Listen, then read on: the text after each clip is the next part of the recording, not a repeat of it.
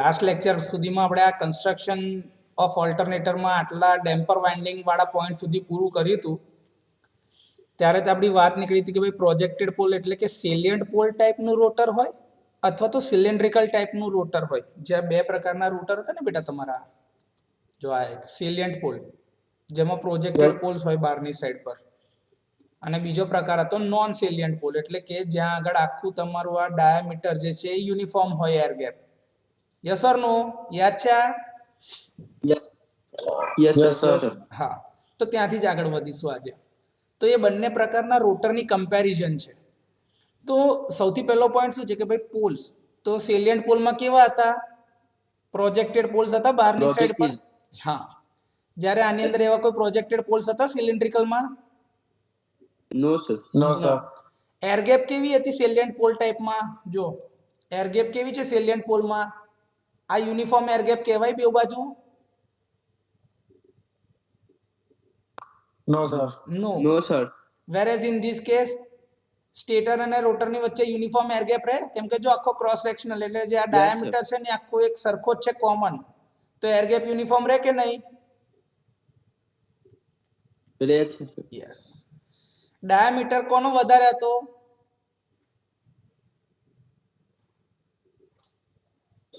સેલિયન્ટ pole. સેલિયન્ટ pole રોટરમાં. હા, અને cylindrical રોટરમાં કેવો હતો diameter? Small. Okay. Axial length કેવી હતી સેલિયન્ટ પોલની?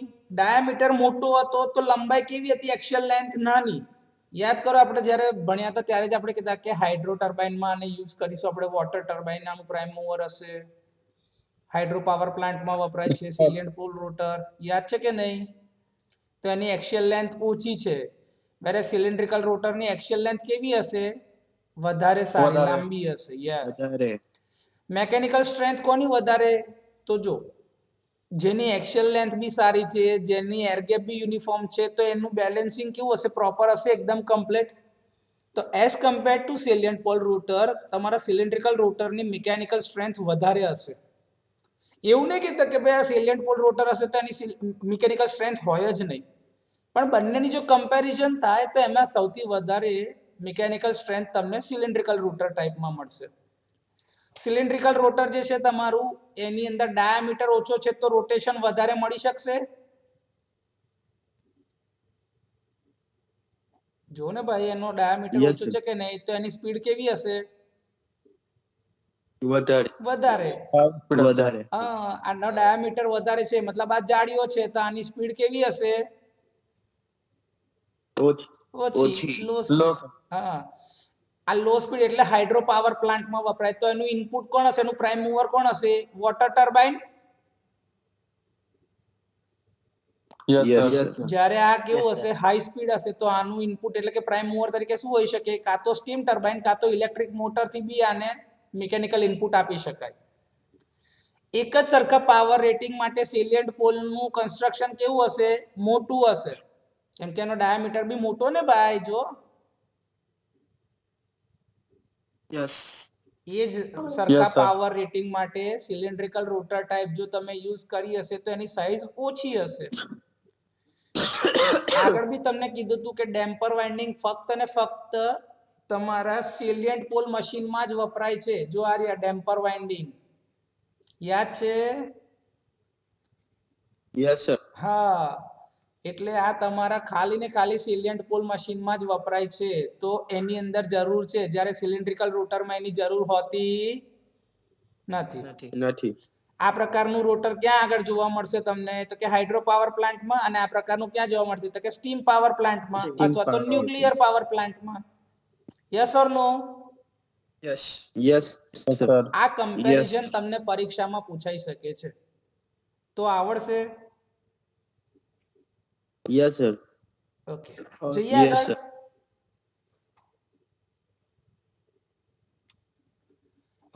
આપણે આગળ બી વાત કરી હતી કે ભાઈ આર્મેચર સ્ટેશનરી હોય છે આમાં, અને ફિલ્ડ વાઇન્ડિંગ તમારી રોટેટિંગ હોય છે.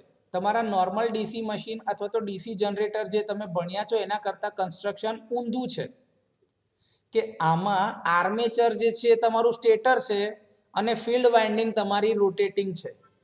તો સર એવું કરવાના કોઈ ફાયદા છે ખરા? તો કે હા એના ફાયદા છે. તો કે શું હશે? તો કે ભાઈ જો તમારું આર્મેચર સ્ટેશનરી છે કે જ્યાંથી તમારે 3 ફેઝનું આઉટપુટ બહાર લેવાનું છે, તો output current can be lead directly from the fixed terminals on the stator, કે આર્મેચર વાઇન્ડિંગ જ્યાં ફિક્સ છે ત્યાંથી તમારા છેડા બહાર નીકળી જશે ને. તો તમારે 3 ફેઝ કનેક્શન આઉટપુટમાં બહાર લેવા માટે કોઈ એક્સ્ટ્રા વાયરોની કાં તો એ વધારે વાયરો છોડીને ગોલ ફરતા હશે એ બધી કોઈ ઝંઝટ કરવી પડે નહીં. તો તમારું એપિયરન્સ સારું થઈ શકે અને તમે ડાયરેક્ટ મશીનના ટર્મિનલ બોક્સમાંથી જ આઉટપુટ લઈ લેશો. બરોબર છે?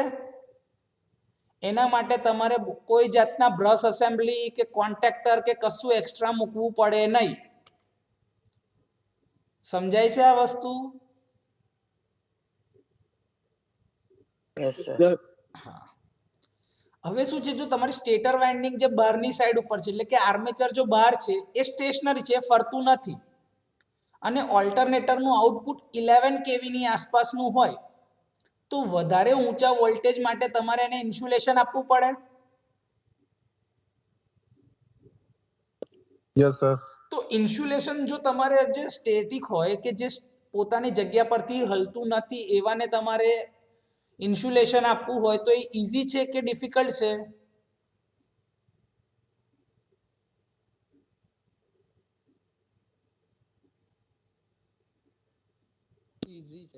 ઈઝી છે. તો it Easy is sir. easier to insulate stationary armature winding for high AC voltages. કેમ કે આના જે જનરેશન હશે ને એ બહુ ઊંચા કિંમતોમાં હશે, 11 કેવી કે એના કરતાં વધારે વાળી વેલ્યુ જ હશે, તો ત્યાં તમારે ઇન્સ્યુલેશન આપવું પડશે. જો લખ્યું છે which may have as high a value as 30 kV or more, 30 કિલોવોલ્ટની જે સિસ્ટમનું ઇન્સ્યુલેશન હોય એવું ઊંચું ઇન્સ્યુલેશન આપવાનું છે. બરાબર?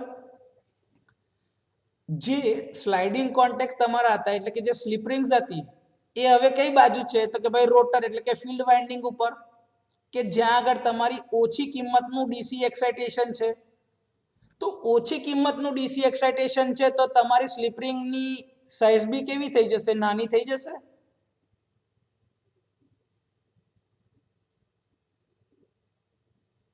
Yes sir. તો એ નાની રેટિંગ વાળી સ્લીપ રિંગને એને ઇન્સ્યુલેશન જો તમારે આપવાનું થાય તો ઇન્સ્યુલેશનનો ખર્ચો બી ઓછો થઈ જાય.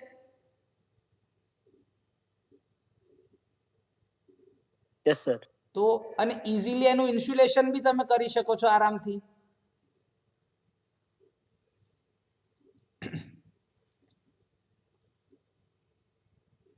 Yes or no? Yes. Armature winding જે છે ને એને તમે ઇઝીલી એને મૂકી શકો છો સ્ટેટરમાં, કેમ કે એ તો રોટેટ થવાની જ નથી. જો આ તમારી આર્મેચર વાઇન્ડિંગ તમે મૂકેલી છે સ્ટેટરમાં, તો આ તો ગોલ ફરવાને આ ફિક્સ જ છે એની જગ્યા ઉપર. આ એની જગ્યા ઉપર કેવું છે? ફિક્સ જ છે. આ તમારી બદલાતી જ નથી, ફરવાની જ નથી. તો જો આ ફરવાની જ ના હોય તો આની અંદર કોઈ મિકેનિકલ ડેમેજ આવી શકે ખરું આગળ જતા? ના સર. પોસિબિલિટી બહુ જ ઓછી. નો સર. પોસિબિલિટી બહુ જ ઓછી. કેમ કે જો પેલું ફરતું હોય તો એના તાર તૂટી શકે એવો ચાન્સ બની શકે, કે ભાઈ મિકેનિકલ સ્ટ્રેન્થ જો એની ઓછી હોય, એના પર સ્ટ્રેસ વધારે પડે તો એ તાર તૂટી જાય ખરો, પણ આ તો ગોલ ફરવાના જ નહીં, તો આની પોસિબિલિટી ઓછી થઈ જાય કે નહીં? Yes sir. તો આની અંદર Yes, તમારે sir. આની અંદર એવા કોઈ પ્રોબ્લેમ થશે નહીં. કેમ કે જો ગોલ ફરી રહી છે, ગોલ ફરતી હોય ને ભાઈ, તો એના ઉપર મિકેનિકલ સ્ટ્રેસ લાગે, અને સેન્ટ્રીફ્યુગલ ફોર્સના લીધે શું? સેન્ટ્રીફ્યુગલ ફોર્સના લીધે એની જે વાઇન્ડિંગ તૂટેલી હોય ને એ કોઈ બીજા છેડાને બી અડકી જાય. તો બની શકે કે ઉપર કોઈ કંડક્ટર બીજો હોય જેને અડકી જાય એ પાર્ટ, તો શું થાય કે બંને વચ્ચે શોર્ટ સર્કિટ કન્ટિન્યુઅસલી સ્પાર્કિંગ થયા કરે કે નહીં? તો એવા problem Yes, sir. Stationary armature હોય તો આવશે નહીં. ક્લિયર? Yes sir. હજી બી બીજા એડવાન્ટેજીસ છે. તો શું છે કે ભાઈ જો આર્મેચર તમારું સ્ટેશનરી હોય ને તો તમે ડાયરેક્ટ જ જે આઉટપુટ વોલ્ટેજ લેવાનું છે ડાયરેક્ટ લઈ શકો છો અને ડાયરેક્ટ ત્યાંથી લોડને એક્ઝેક્ટલી કનેક્ટ કરી શકો છો. ડાયરેક્ટ તમે લોડમાં સપ્લાય આપી શકો કે નહીં ઓલ્ટરનેટરમાંથી લઈને? તો સિસ્ટમ sir. એકદમ સ્મૂથ થઈ જશે કે તો કોઈ જાતના એક્સ્ટ્રા એડિશનલ કોન્ટેક્ટર કે કોન્ટેક્ટ કાં તો સપોર્ટની જરૂર પડતી નથી, એટલે ખર્ચો ઓછો થઈ જશે એ બધાનો. બરોબર. હવે એવું છે કે ભાઈ જે ઇન્ડ્યુસ થતું ઈએમએફ જે છે રોટેટિંગ આર્મેચરની અંદર એ તમારો આઉટપુટ તમારે આર્મેચરમાંથી 11 કેવી નું લેવાનું છે. તો જો એ રોટેટ થતું હશે તો એની સાઈઝ કેવી મોટી હશે? વિચાર કરો, 11 કેવી નું આઉટપુટ જનરેટ કરવા માટે તમારું રોટર જો રોટેટ થતું એટલે કે આર્મેચર જો ફરતું તમે રાખો તો તમારે શું કરવું પડે કે આર્મેચર વાઇન્ડિંગ રોટેટ કરવી પડે અને 3 ફેઝ ની રાખવી પડે. Yes, sir. તો 3 ફેઝ ની વાઇન્ડિંગ એટલે એક વાઇન્ડિંગ ના બે છેડા થાય સ્ટાર્ટિંગ અને એન્ડિંગ પ્રમાણે. Yes, sir. તો તમારે 6 સ્લીપ રિંગ Yes, sir. જોઈએ Yes, sir. અને Yes. 6 બ્રશ કનેક્ટ 6 બ્રશ લગાડવા પડે ને જ્યાંથી તમારે છેડા બહાર કાઢવા માટે રોટેટિંગ હોય આર્મેચર તો. હા. અને પાછું એનું ઇન્સ્યુલેશન બી આપવાનું. તો એ વસ્તુ પ્રોબ્લેમેટિક થઈ જાય, ડિફિકલ્ટ થઈ જાય આગળ જતા ભવિષ્યમાં. તો એ ઇશ્યુ બી જો આર્મેચર તમારું સ્ટેટિક હોય તો આવતો નથી. એટલે કે જો આર્મેચરને આપણે સ્ટેશનરી રાખીએ તો આ પ્રોબ્લેમ આવતો નથી. સમજાય છે ભાઈ? Yes, sir. Yes, sir. હવે રોટરની જે ફિલ્ડ વાઇન્ડિંગ છે, રોટરની જે ફિલ્ડ વાઇન્ડિંગ એને તમે કયો સપ્લાય આપો છો? ડીસી સોર્સ, ડીસી સપ્લાય આપીએ છે. Yes, sir. Yes, sir. Yes, હવે એ sir. ડીસી સપ્લાય કેટલા વોલ્ટનો હોય છે? 100 વોલ્ટ કે 200 વોલ્ટ? તે 100 વોલ્ટ 200 વોલ્ટ જે છે એ 11 કેવી 30 કેવી 33 કેવી એ બધા કરતા તો ઓછું જ છે કે નહીં? Yes, sir. હા, Yes. તો એનું ઇન્સ્યુલેશન Yes. બી ઈઝીલી તમે આપી શકો છો. પ્લસ એમાં જે સ્પાર્કિંગના પ્રોબ્લેમ થશે તો એમાં વોલ્ટેજ અને કરંટના મેગ્નિટ્યુડ જ ઓછા છે, તો એટલા બધા પ્રોબ્લેમ આવશે નહીં. અને ખાલી તમારે કેટલી સ્લીપ રિંગ વાપરવી પડશે? કેટલી સ્લીપ રિંગ વાપરવી પડશે? Yes, sir. બે જ, એક પોઝિટિવ ટર્મિનલની અને એક નેગેટિવ ટર્મિનલની. બે જ સ્લીપ રિંગ જોઈએ ને ભાઈ ડીસી એક્સાઇટેશનમાં, એક પોઝિટિવની અને એક નેગેટિવની. Yes or no? Yes. હા. Yes, sir. ઓકે. મિકેનિકલ અને ઇલેક્ટ્રિકલ સ્ટ્રેસ જે પડતા હોય સ્ટેશનરી આર્મેચર પર એ બી ઘટી જશે, કેમ કે Yes, આર્મેચર sir. ફરતું જ નહીં, સ્ટેટિક છે, પોતાની જગ્યા પર સ્થિર જ છે, તો એના પર એટલા બધા સ્ટ્રેસ આવવાના નથી. તમારું આર્મેચર કે જ્યાંથી આઉટપુટ તમે વધારે લેવાના છો 11 કેવી 30 કેવી એ સ્થિર જ છે, તો એના માટે તમારે કુલિંગ અરેન્જમેન્ટ એકદમ સિમ્પલ કરી શકાય કે ભાઈ એની બાજુમાં એક ફોર્સ ડ્રાફ્ટ પંખો મૂકી દો, કાં તો એની આજુબાજુની પેરીફરીમાંથી વોટર ટ્યુબ સર્ક્યુલેટ કરી દો, કાં તો ઓઇલ ટ્યુબ જે કુલિંગ માટે તમે યુઝ કરતા હોય, તો એની કુલિંગ અરેન્જમેન્ટ બી બહુ સિમ્પલ થઈ જશે બેટા. તમે પંખો મૂકી દો ને તો બી એને ફોર્સફુલી હવા આપો ને તો બી એને ઠંડુ જ રાખે આર્મેચરને, કેમ કે સ્થિર જ છે, પોતાની જગ્યા જ નહીં બદલવાનું. સમજાય છે? Yes. Yes, sir. હા.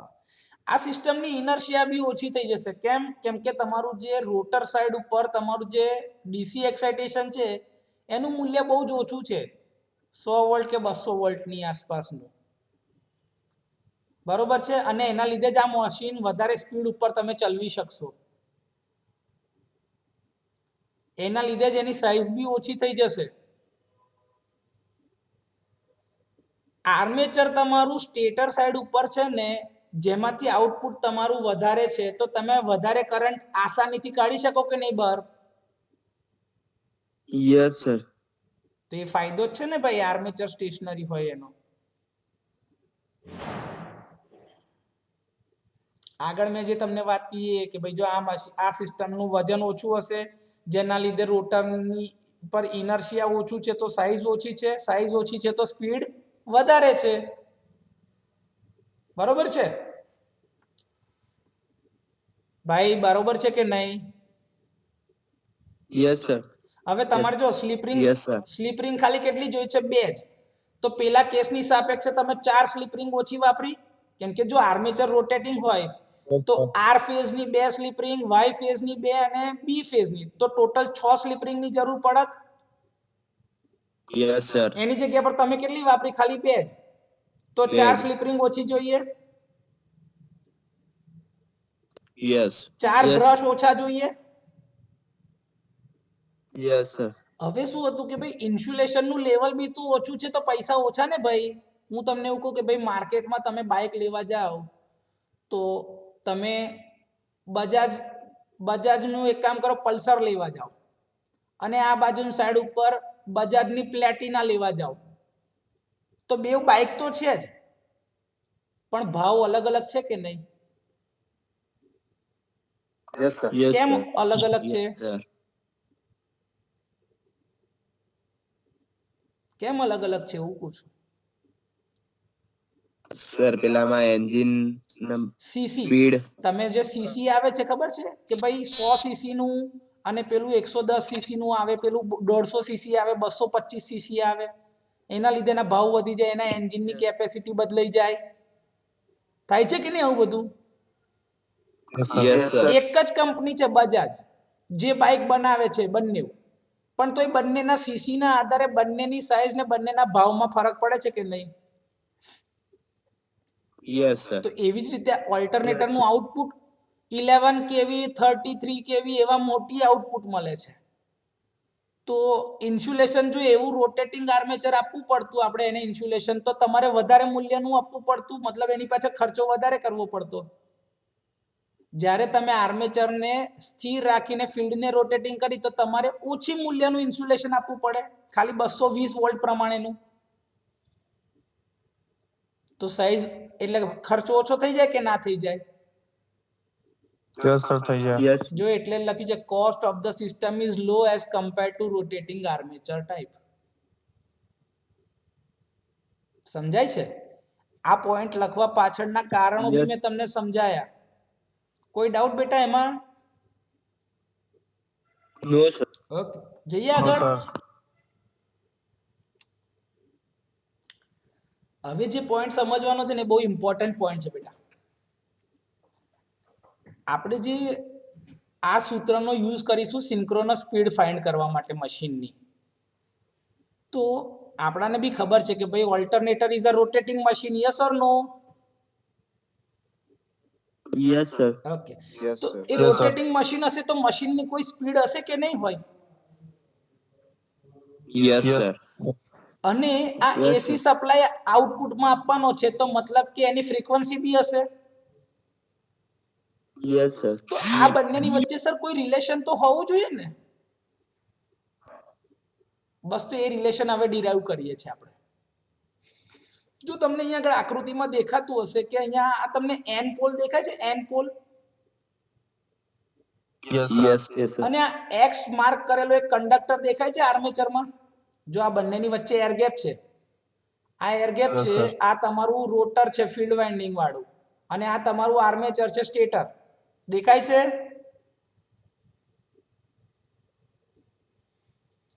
આ કયા ટાઈપનું રોટર વાપર્યું છે ભાઈ? કોઈને કઈ ખબર પડતી હોય તો બોલો મને.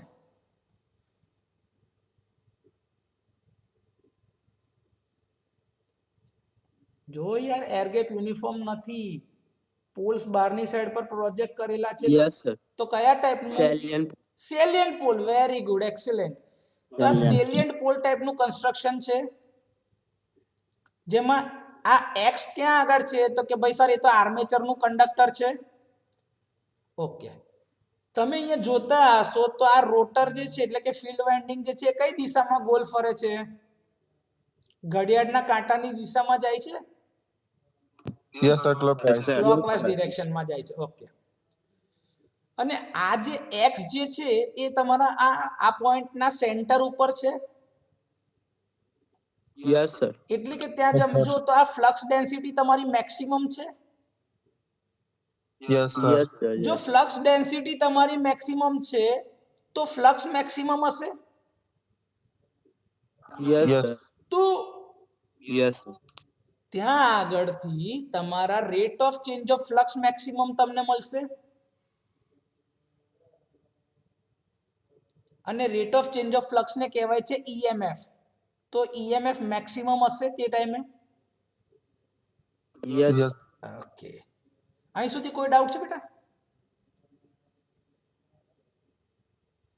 No, sir. No, sir.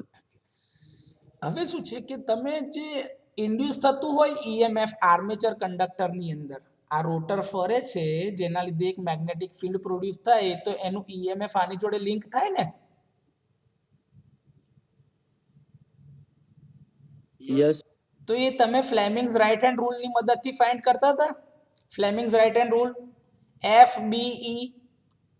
F is the field direction, જ્યાં આગળ જે Yes, sir. દિશામાં ફિલ્ડ ગતિ કરતું હોય એ મોશન એનું, તો ફિલ્ડ. બી એટલે તમારી ફ્લક્સ ડેન્સિટી અને ઈ એટલે ઈએમએફ. 90 ડિગ્રીના ખૂણા મળે ત્રણે ત્રણ વચ્ચે, તમને યાદ છે Fleming's right hand rule? Yes, sir. Yes. હા. Yes, sir. જ્યારે તમે આ રૂલ એપ્લાય કરતા હોય ત્યારે તમારે એ ધ્યાનથી જોવાનું છે કે તમારો જે અંગૂઠો છે એ શું દિશા બતાવવો જોઈએ, તો કે તમારા કંડક્ટરના મોશનની ડિરેક્શન, કે જે દિશામાં તમારું ફિલ્ડ જઈ રહ્યું છે. તો તમે જો તમારું ફિલ્ડ બી આ ડિરેક્શનમાં ચેન્જ થઈ રહ્યું છે જે ડિરેક્શનમાં તમારું કંડક્ટર જઈ રહ્યો છે. Yes, sir. હા, આ ક્લોકવાઇઝ ડિરેક્શનમાં આમ જઈ રહ્યું છે, પણ જો હું અહીંયા આગળ ઊભો હોય તો મને આની દિશા કઈ તરફ જતી દેખાય?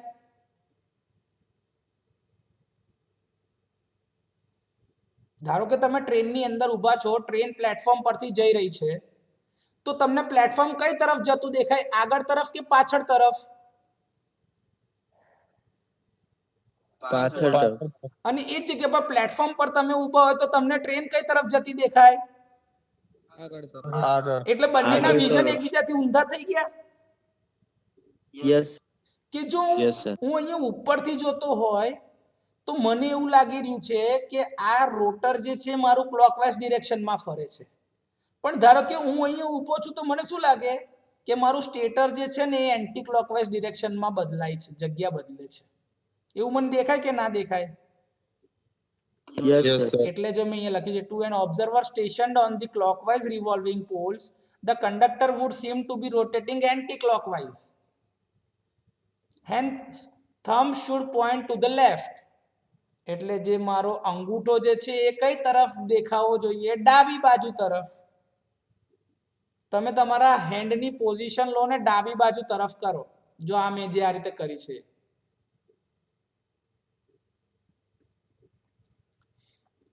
So the direction of induced EMF is in downward directions. જો 90 ડિગ્રી તમે કરો તો, which is at right angle to the plane, કે ભાઈ આ જે તમારું સરફેસ છે, સરફેસ થી એક્ઝેક્ટ 90 ડિગ્રીનો ખૂણો બનશે ભાઈ. રેકોર્ડેડ સેશનની અંદર મારો વિડિયો બી ચાલુ હોય છે તો તમે આ મુવમેન્ટ જોઈ શકશો. બરોબર છે? Yes, Yes, sir. sir. Okay. હવે શું છે કે કંડક્ટર જ્યારે ઇન્ટરપોલર એક્સિસ એટલે કે બે પોલની વચમાં middle of the two poles કે એક્સ અને બી એટલે કે એન અને એસ પોલના સેન્ટરની એક્ઝેક્ટ વચમાં, ધારો કે આ એ પોઈન્ટ ઉપર છે, તો ત્યાં તમારી ફ્લક્સ ડેન્સિટી કેવી હશે? એકદમ મિનિમમ. Yes, sir. તો ઈએમએફ તમારું કેવું મળશે? એકદમ ઓછું. Yes, sir. ઓકે. હવે ધારો sir. કે આગળ જતા જતા એ પાછું અહીંયા એસ પર આવ્યું, એટલે કે પોઈન્ટ બી ઉપર હું પહોંચ્યો, તો પાછી ફ્લક્સ ડેન્સિટી કેવી થઈ મારી? મેક્સિમમ. Yes, sir. પણ ડાયરેક્શન Yes, કેવી sir. થઈ ગઈ? Yes, એકદમ ઊંધી. Yes, sir. જો Yes. આમાં જે પોઝિટિવમાં બહાર હતી એવી રીતે એસ માં નેગેટિવમાં અંદર આવી ગઈ કે નહીં? એક્ઝેક્ટ Yes, છે sir. મેક્સિમમ, પણ ડાયરેક્શન બદલાઈ ગઈ. Yes, sir. તો તમારી એક સાયકલ ક્યારે પૂરી થાય? કે જ્યારે આ એસ માંથી પાછું એન તરફ પાછું જશે ત્યારે થશે કે નહીં? એસ થી પાછું આમ એન જાય તો જો અહીંયાથી સમજો, અહીંયા આગળ એસ માં એકદમ મિનિમમ નેગેટિવ, ત્યાંથી પાછી 0, 0 થી પાછી મેક્સિમમ પોઝિટિવ, ત્યાંથી પાછી 0, 0 થી પાછી એકદમ નેગેટિવ મેક્સિમમ. તો એક સાયકલ ક્યારે પૂરી થાય? કે જ્યારે એસ થી પાસ થઈને એન થી લઈને પાછો એસ સુધી આવે તો મારી એક સાયકલ પાસ થઈ કહેવાય. હા સર મતલબ Yes, કે sir. યસ તમે જો જુઓ તો અહીંથી હાફ ઓફ ધી એસ, અડધો એસ પોલ, આખો એન પોલ અને અડધો એસ પોલ થયો. જો અહીંયા 0 લગીને આવતા આ મેક્સિમમ સુધી પહોંચતા જો અડધો અને બીજો અડધો અહીંયા, તો એક એસ આખો એક પોલ થઈ ગયો, હાફ પ્લસ હાફ એટલે 1 Yes, sir. અને 1 એન પોલ. તો મારાથી એવું કહી શકાય કે one cycle of EMF is induced in a conductor when one pair of poles passes over it. કે જ્યારે N અને S પોલની આખી એક જોડી પાસ થાય ત્યારે અહીંયા તમારા રોટર એટલે કે રોટરના જે કંડક્ટરના લીધે આર્મેચર કંડક્ટરમાં જે EMF ઇન્ડ્યુસ થશે ને એ એક સાયકલ એટલે કે જેની ફ્રીક્વન્સી કેટલી હર્ટ્ઝ હશે? 1 hertz. Yes or no? Yes sir okay. Yes sir અત્યારે આપણે ખાલી એટલું જ સમજ્યા કે 1 સેકન્ડમાં જ આવું એક રિવોલ્યુશન થયું આટલેથી આટલું. એટલા માટે મેં તમને કીધું કે 1 સાયકલ પર સેકન્ડ એટલે કે એની ફ્રીક્વન્સી 1 હર્ટ્ઝ છે. પણ નોર્મલ કેસમાં આવું હશે નહીં. ઓકે. હવે એવું કહું છું કે the EMF in an armature conductor goes through one cycle in angular distance equal to twice the pole pitch. કેમ twice the pole pitch કીધું? કેમ કે જો આ એક પોલ થી બીજા પોલ સુધીના અંતરને પોલ પીચ કહેવાય.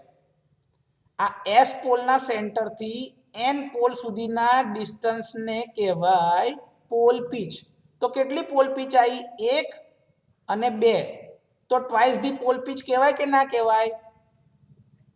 Yes sir one cycle is equals to angular distance between twice the pole pitch. કહેવાય? યસ સર હવે મારે આનું મેથેમેટિકલ એક ઇક્વેશન બનાવવું છે. તો મેં શું કીધું કે ભાઈ P is the number of magnetic poles. આ N અને S ને આ બધું જે દેખાય છે એને હું કહું છું કે ધારો કે P નંબર ઓફ પોલ્સ છે. રોટરની સ્પીડ કેટલી છે? N.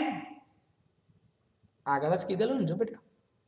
N is the speed અને F is the supply frequency અને P is the number of pole. છે કે નહીં યાદ? તો મેં એ જ વસ્તુ અહીંયા લખી છે. ઓકે. શું કે છે કે one cycle of EMF is produced when a pair of pole passes past a conductor. કે ભાઈ S થી લઈને N થી લઈને પાછું S સુધી જ્યારે જાય ત્યારે એક સાયકલ પૂરી થાય છે.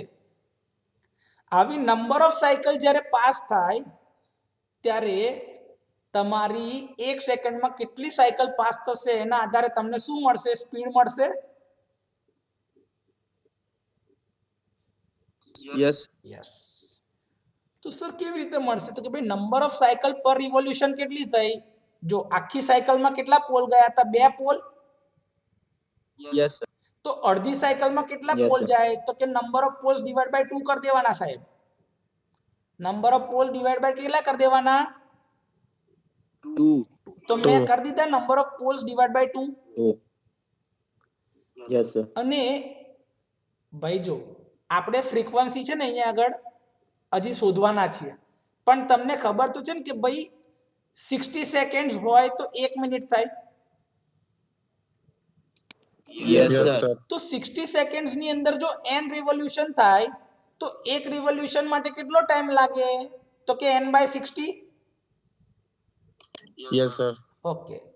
તો Yes, sir. મને જે ટાઈમ લાગ્યો એ છે n/60. મેં આ બંનેનું સિમ્પલ મલ્ટિપ્લિકેશન કરી દીધું. ફ્રીક્વન્સી જોઈએ છે કેમ કે નંબર ઓફ સાયકલ્સ પર સેકન્ડ તો રિવોલ્યુશન ઉડી જાય ને.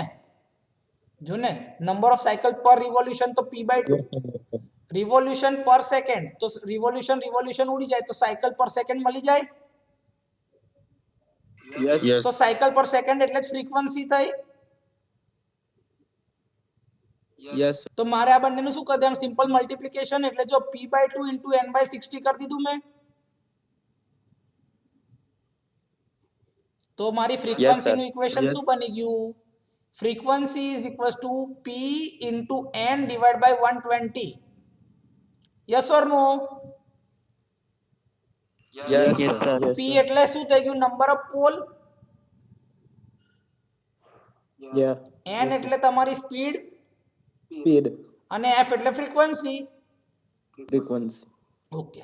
હવે હું કહું Yes, છું sir. કે ધારો કે તમને મશીન ડિઝાઇન થઈ જાય એટલે તમને કહી દે કે ભાઈ કેટલા પોલનું મશીન છે તમને કહી દીધું હોય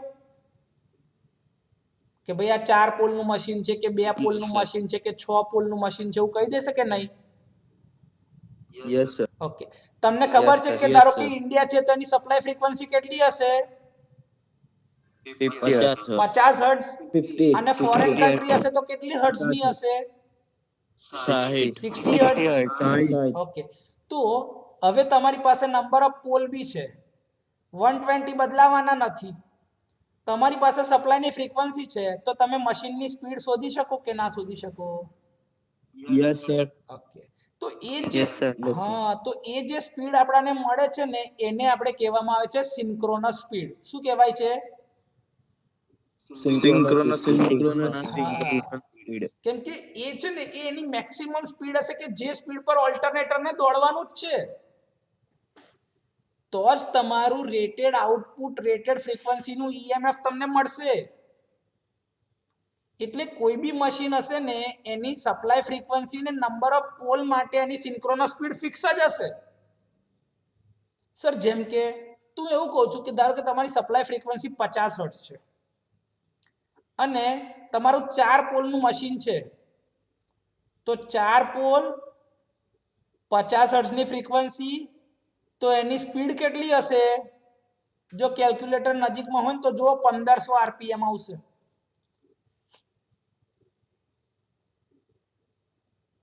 કોઈ ગણવાનું છે ખરું ભાઈ? એ સર ફરીથી બોલો.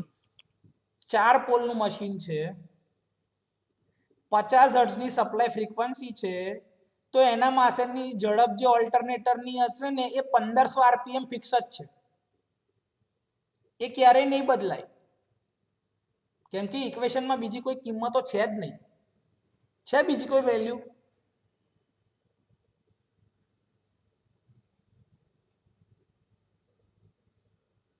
તમે ખાલી સૂત્રની અંદર પેકોલોજી કરી દો ને, n = 120 f/p. આ 120 ને અહીંયા નાખી દો ને આ p ને નીચે નાખી દો, તો સિન્ક્રોનસ સ્પીડ ns = 120 f/p થાય કે નહીં? Yes, sir. તો હવે તમે કિંમતો મૂકી દો ને ખાલી. Sir speed 1500. 1500 આરપીએમ ફિક્સ જ છે, 1500. એ બદલાશે હવે ક્યારે? Yes sir. Yes. ના sir. 4 No, પોલના sir. મશીન. કેમ કે સાહેબ બીજી કોઈ અહીંયા કોઈ બીજી વેલ્યુ છે જ નહીં કે જે બદલાય. હવે કિંમત જ કઈ બદલાવાની નહીં, તો એ મશીનની સ્પીડ હંમેશા કેવી હશે? એટલા સપ્લાય ફ્રીક્વન્સી અને એટલા નંબર ઓફ પોલ માટે કેવી હશે હંમેશા? ફિક્સ. યસ. એ જ હોય. Fix. હવે એવું 2 પોલના મશીન માટે ગણી જુઓ.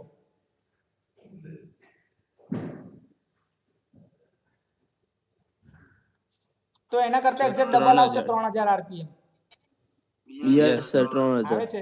6 પોલના મશીન માટે ગણો, 1000 આરપીએમ આવશે. Yes sir. ગણી જો. Yes. Yes sir. તો નંબર ઓફ પોલ્સ જો ફિક્સ છે અને સપ્લાય ફ્રીક્વન્સી જો બદલાવાની નહીં, તો એની સ્પીડ એટલી ને એટલી જ આવશે દરેક કેસમાં. તો આવું ગણતા આવડે કે ના આવડે? Yes, sir. હવે એક જગ્યા પર 50 હર્ટ્ઝની જગ્યાએ 60 હર્ટ્ઝની ફ્રીક્વન્સી હોય ને 4 પોલનું મશીન હોય તો કેટલું થશે ભાઈ?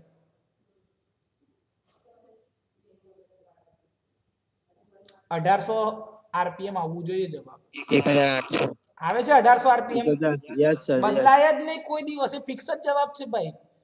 આ બધું ભાઈ જો હું તમારી સામે કેમ બોલી શકું છું, કેમ કે ભાઈ અમે આ વર્ષોથી ભણેલા છે ને ગોખી નાખેલું છે, એ બદલાવાનું છે જ નહીં. ખબર જ છે કે આ ઇક્વેશનમાં આટલી કિંમત મૂકો એટલે આ જ જવાબ આવવાનો છે. તમે ગમે તેટલા મોટા થશો ભાઈ, 2 + 2 કેટલા થવાના છે? 4. બદલાવાના છે ક્યારે આખી જિંદગી? 4. ના No, સર. sir. બસ એના જેવું છે આ. ક્લિયર? Yes sir. તો હવે સ્પીડ અને ફ્રીક્વન્સી નું રિલેશન કોઈ તમને ડિરાઈવ કરવાનું કે કાં તો તમને એક્સપ્લેન કરવાનું કે તો આવડે? Yes sir. ઓકે, જઈએ આગળ. Yes sir. ઓકે, બસ આ એ જ વસ્તુ મેં આગળ કરી છે, તમને બતાવી છે કે ભાઈ જો નંબર ઓફ પોલ શોધવા હોય તો કેવી રીતે શોધાય, ફ્રીક્વન્સી શોધવી હોય તો કેવી રીતે શોધાય, એના ઉપરથી આપણે સ્પીડ કેવી રીતે શોધવી હોય એ શોધાય, બધું આ જ છે. જો હવે ધારો કે પોલ તમારા વધારે છે તો મશીનની સ્પીડ કેવી થઈ ગઈ હતી? જો તમે જો 6 પોલના મશીન માટે જો 1000 યસ આરપીએમ સર. હતા, Yes, sir. ગતિ જી. ઘટી ગઈ હતી, અને એ જગ્યાએ પોલની સાઈઝ તમે ઓછી, પોલની સંખ્યા ઓછી કરી, તમે 2 જ પોલનું હતું મશીન, તો સ્પીડ કેવી હતી? વધી વધારે વધી ગઈ હતી. એટલે જો તમારા પોલ વધારે હોય તો સ્પીડ કેવી થઈ જશે?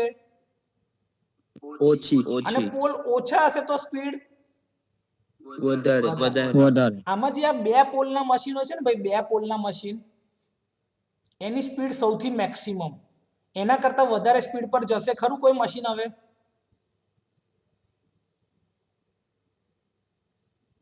બે કરતા ઓછા પોલ ના હોય સર. ખરા? ના ના ના સર ના હોય. કેમ? સિંગલ પોલ કોઈ દિવસ તમે જોયો ખરો?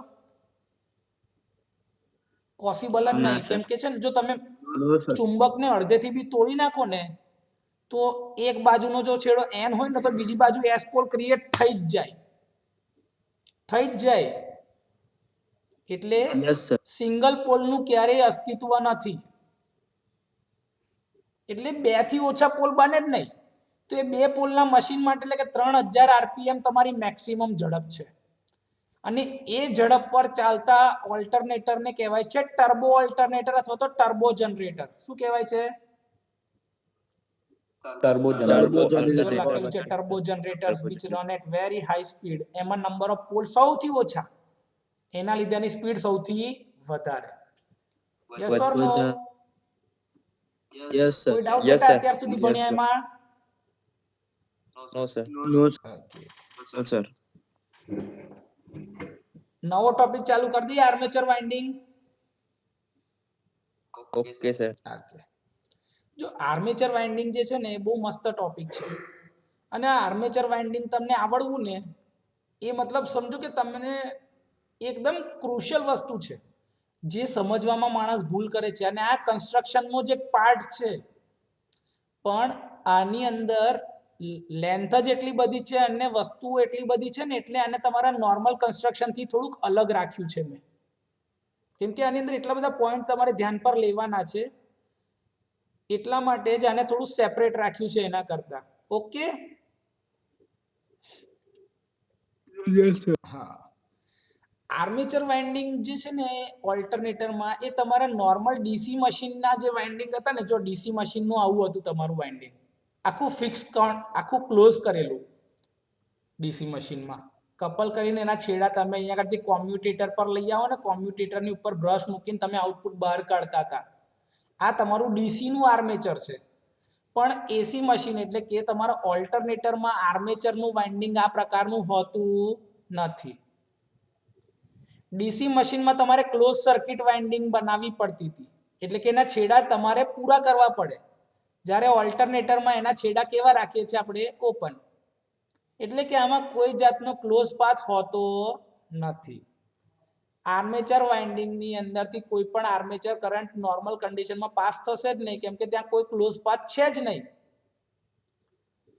એનો એક છેડો હંમેશા જોઈન્ટ હશે, કેમ કે એમાંથી એક છે આર ફેઝ, બીજો વાય ફેઝ છે અને ત્રીજો પી ફેઝ છે. તો ત્રણે ત્રણની વાઇન્ડિંગનો એક એક છેડો કોમન કરીને સ્ટાર પોઈન્ટ બનાવેલો હોય, એટલે ત્યાં આગળ તમારો ન્યુટ્રલ પોઈન્ટ બને. એટલે કે એ સ્ટાર પ્રકારનો તમારો ન્યુટ્રલ પોઈન્ટ. અને જે 3 છેડા છૂટા રહી ગયા ને, એમાંથી તમારો એક આર ફેઝ નીકળે, એક વાય ફેઝ નીકળે અને બીજો બી ફેઝ નીકળે. Clear? Yes sir yes sir આ તમારી સ્ટાર પ્રકારની રચના હોય તો. જ્યારે જો ડેલ્ટા પ્રકારની રચના હોય ને, તો શું થાય કે આર નો એક છેડો નીકળ્યો, તો આર નો બીજો છેડો કોની જોડે કનેક્ટ કરે? તો કે વાય ના સ્ટાર્ટિંગ જોડે. વાયના સ્ટાર્ટ યસ અને વાય નું એન્ડિંગ હોય તો એ કોની જોડે કનેક્ટ થયેલું હોય? બી ના સ્ટાર્ટિંગ જોડે. અને બી નું એન્ડિંગ હોય આર ના સ્ટાર્ટિંગ જોડે જોઈન્ટ થઈ ગયું હોય. યસ સર એટલે ખાલી કેટલા છેડા બહાર નીકળે? 3 3. આર, વાય અને બી. જ્યારે સ્ટાર પોઈન્ટ હશે તો કેટલા છેડા બહાર નીકળશે? 4. આર, વાય, બી અને neutral. Neutral yes or no? Yes yes sir હવે આ આર્મેચર વાઇન્ડિંગ જે છે ને, એ 2 પ્રકારની હોય છે, વિટાળવામાં આવે છે. એક છે સિંગલ લેયરની અને બીજી છે ડબલ લેયરની. આ સિંગલ લેયર એટલે ટેનામેન્ટ. શું કહેવાય? ટેનામેન્ટ એટલે એક જ માળનું મકાન. ડબલ લેયર એટલે ડુપ્લેક્સ. ડબલ લેયર એટલે શું? ડુપ્લેક્સ એટલે કે 2 માળનું મકાન. સર એટલે સમજ ના પડી. હું એવું કહું છું કે ભાઈ ધારો કે એક જ સ્લોટ હોય અને એક સ્લોટની અંદર એક જ વાઇન્ડિંગ હોય ને, એક જ કંડક્ટર મૂકેલો હોય તો એને કયા ટાઈપની વાઇન્ડિંગ કહેવાય? Single Single. Single layer single. ભાઈ ધારો કે કોઈનું ઘર છે, ડુપ્લેક્સ છે કોઈનું, એટલે ઉપરનો માળ ને નીચેનો માળ એક જ ઘરમાં છે કોઈને, યસ સર યસ તો ભાઈ તારું ઉપરના sir. ઘરનું એડ્રેસ ને નીચેના ઘરનું એડ્રેસ અલગ અલગ છે. ના સર Yes, sir, એક જ. આ જ સમજવાનું છે કે ડબલ લેયર એટલે એક શું, જ હોય કે તો કે છે. સાહેબ સ્લોટ એક જ પણ એની અંદર બે કંડક્ટર રહે. સ્લોટ એક જ પણ કંડક્ટર કેટલા? બે બે. બે તો એને કહેવાય ડબલ લેયર વાઇન્ડિંગ. શું કહેવાય? ડબલ લેયર વાઇન્ડિંગ તો Double layer. ડબલ તો સિંગલ લેયર અને ડબલ લેયર નું મુખ્ય તફાવત જે છે એ ખબર પડી ગઈ દરેકને? યસ સર એકદમ સિમ્પલ છે કે નહીં? યસ સર આટલું જો ઇઝીલી ખબર પડે ને તો બહુ ઇઝી છે આ આર્મેચર વાઇન્ડિંગ સમજવું. આગળ જઈએ અત્યારે આપણે. Yes sir okay. Yes, sir. Armature વાઇન્ડિંગમાં સિંગલ લેયર પ્રકારનું વાઇન્ડિંગ છે ને એ અત્યારે સમજીએ પહેલા. તો આ તો ડીસી નું આર્મેચર છે, એ તો આવી પિક્ચરમાંથી જતું રહ્યું કે હવે એના પર અત્યારે આપણે ધ્યાન આપવાની જરૂર નથી. અત્યારે આપણે જે ધ્યાન આપવાનું છે ને અહીંયા એસી એટલે કે અલ્ટરનેટર એટલે કે એના આર્મેચરનું વાઇન્ડિંગ કેવું છે ને એના પર ધ્યાન આપવાના છીએ. તો આ સિંગલ લેયરનું જે વાઇન્ડિંગ છે ને એને કોન્સન્ટ્રિક અથવા તો ચેઇન વાઇન્ડિંગ બી કહેવાય છે. કયા ટાઈપનું કહેવાય છે? કોન્સન્ટ્રિક અથવા તો ચેઇન વાઇન્ડિંગ. બરાબર છે. આની અંદર સિમ્પલ બાર ટાઈપ અથવા તો વેવ વાઇન્ડિંગ ટાઈપનું કન્સ્ટ્રક્શન હોય છે. જો આવું બાર ટાઈપ એટલે આવું જો નાખેલા છે, આ જે આ કોઇલ નાખેલી છે બાર, મોટી મોટી કોઇલ, આ બાર ટાઈપ કહેવાય. અથવા તો આવું સિમ્પલ આ વેવ ટાઈપની રચના જો દેખાય છે એકમાં એક જ, યસ સર આ વેવ ટાઈપની રચના હોય. આના ફંડામેન્ટલ પ્રિન્સિપલ જે છે ને એ અહીંયા તમે આકૃતિમાં જોશો ને તો તમને ખબર પડશે કે આની અંદર એક જ વાઇન્ડિંગનો ટર્ન હોય અને એની અંદર ફૂલ પીચ વાઇન્ડિંગ હોય. ફૂલ પીચ એટલે સાહેબ શું હોય? ધારો કે જો આ કેટલા પોલનું મશીન છે, અહીંથી જુઓ તો મને કહો જો કેટલા પોલ છે? આ 1 2 ચાર પોલ સર 4 પોલનું મશીન છે. ચાર ઓકે. ચાર. ટોટલ સ્લોટ કેટલા આપ્યા છે તમને? 12 સ્લોટ આપેલા છે. યસ સર તો આપણા શું કહેવાય કે ભાઈ તમારો આઉટપુટ 3 ફેઝ છે. યસ તો 12 ડિવાઇડ બાય તમે 3 ફેઝ કરો તો કેટલો જવાબ આવે છે? 4. Four. મતલબ કે Four. સર 4 પોલ છે અને એક ફેઝના 4 સ્લોટ છે.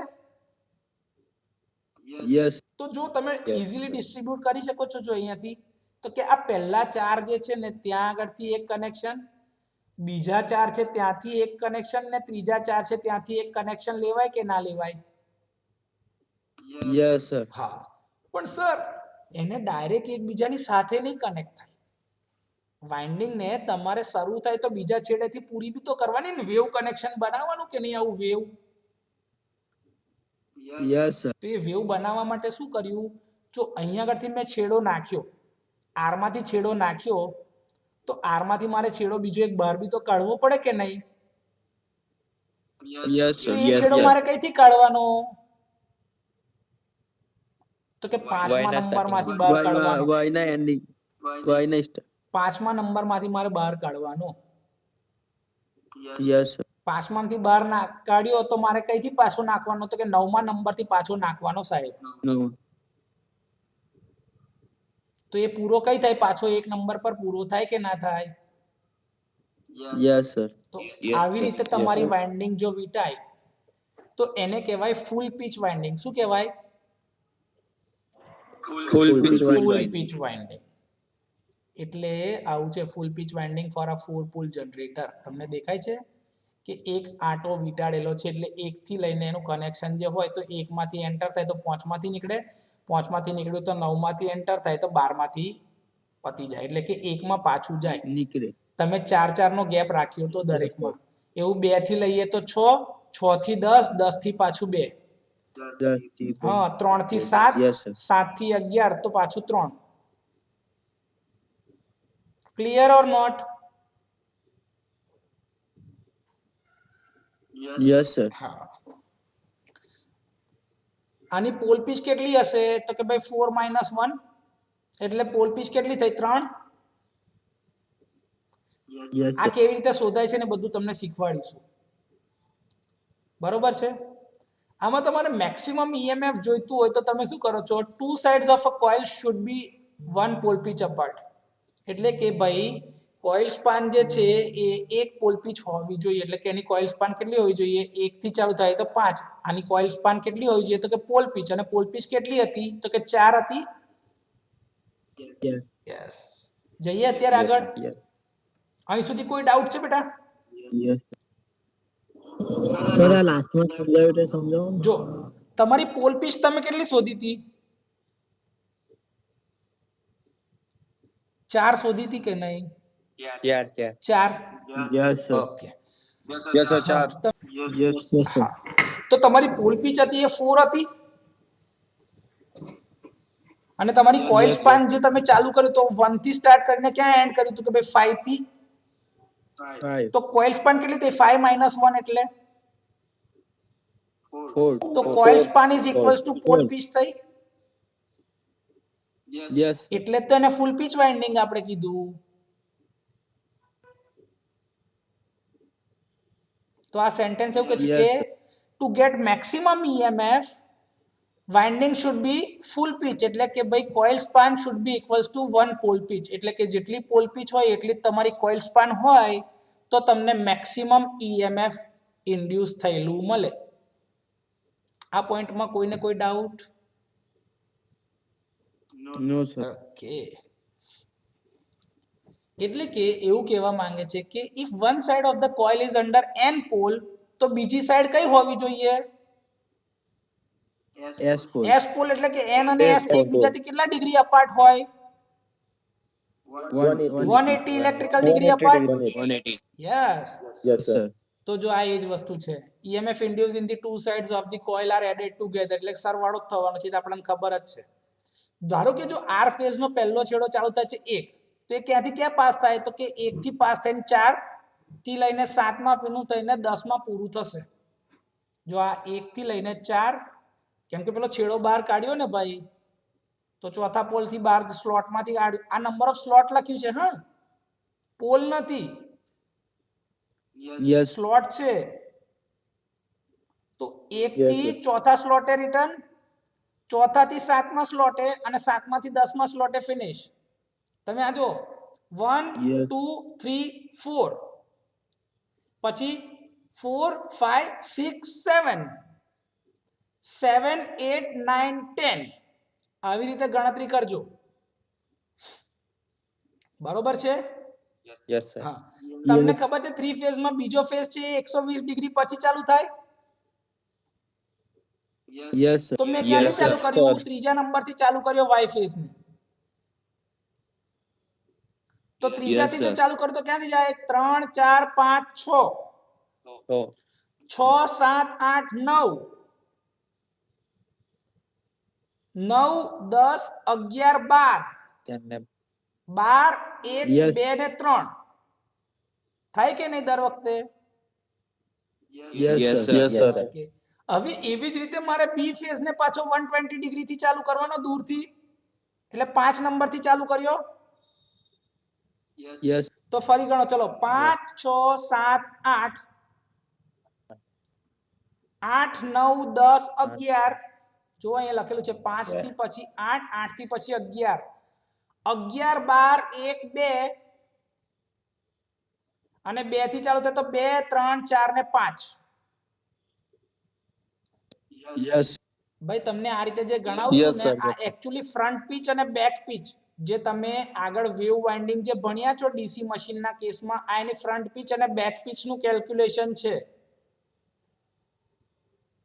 બરોબર Yes. છે આવી રીતે વાઇન્ડિંગના બે છેડાઓને જોઈન્ટ કરીને સ્ટાર પોઈન્ટ બનાવવામાં આવે છે અથવા એને વાય કનેક્શન કહેવામાં આવે છે કોઈ ડાઉટ બેટા અહીં સુધી No, sir. Okay no, sir. અહીં સુધી જ રાખીએ આજે નહીં તો પછી શું થશે કે ઓવરડોઝ થશે તો જે ખરેખર આવડ્યું છે ને આપણે એ બી ધ્યાન નહીં આપી શકીએ એમ બી ટાઈમ થઈ ગયો